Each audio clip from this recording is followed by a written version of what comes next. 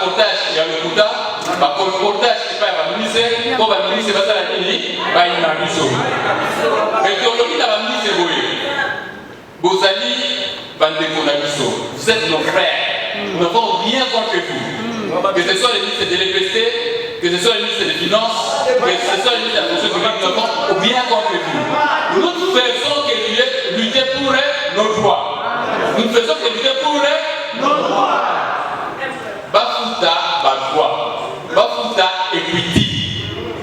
Toti qui est le grand temps de Moulaï, Bajan va fêter Nansala.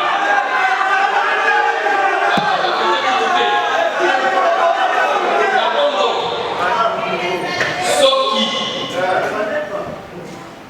Moi, David Yamo, comment est-ce que Bafuti Equity? Nous leur disons que nous allons manifester.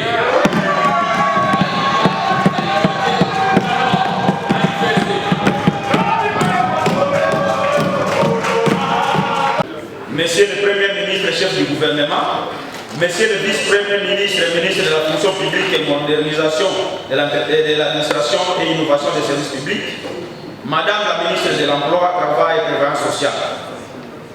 Le présent cahier de charges que nous avons l'honneur de soumettre à l'air de bienveillance se rapporte aux revendications socio-professionnelles des agents publics de l'État et autres travailleurs. Il s'agit de revendications ayant trait aux droits, intérêts et devoirs des agents publics de l'État en particulier et des travailleurs en général, à la gouvernance, aux conditions sociétales des travailleurs. Quant au premier volet, le volet ayant trait aux droits, intérêts et devoirs des agents publics, la revendication que nous avons retenue, c'est celle de l'élaboration et la mise en œuvre d'une politique salariale juste et équitable. Je vous dispense de la théorie, et cela conformément à l'article 36 de la Constitution de notre pays. Les actions relatives à la mise en œuvre de la politique salariale juste et équitable sont notamment l'élimination de toutes formes de discrimination et d'injustice sociale en matière salariale, la fixation des salaires de base huissiers ou salaire minimum interprofessionnel garanti à la hauteur de $10 par jour et $20 par jour, soit $300 par mois ou $600 par mois, respectivement à court terme, moyen terme et long terme. La fixation des règlements d'administration relatifs à la rémunération relativement du SMIC et d'un barème salarial de référence progressif juste et équitable. La fixation de la tension salariale de 1 à 5 applicable pour toutes les catégories professionnelles en vue d'éliminer toute forme de discrimination salariale. La pénalisation de fautes de gestion et de discrimination en matière de rémunération notamment, le gonflement des effectifs, les emplois fictifs ou les bons cadres. Bila Jean-Baptiste, donc je suis assistant technique au comité de pilotage et d'orientation de la réforme des finances publiques. Au COREF, j'ai en charge la réforme de la gestion de la dépense, c'est-à-dire tout ce qui est chaîne de la dépense, les marchés publics, gestion de la dette et gestion aussi des ressources humaines et de la paie.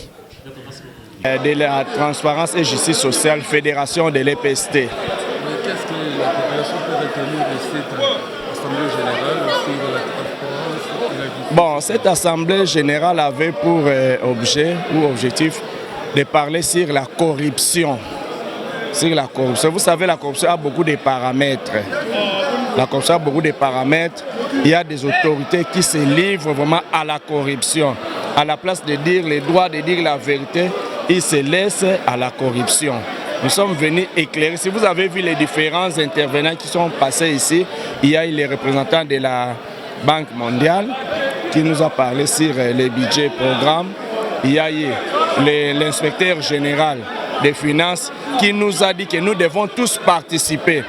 La transparence et la justice sociale en tant qu'organisation syndicale ou une organisation de la société civile doit participer. C'est comme vous et moi. Nous devons participer en dénonçant les corruptibles ou les principes de corruption qui sont dénoncés dans beaucoup de ministères pour que ce pays aille de l'avant, pour que nous donnons la chance à notre président de bien terminer son quinquennat.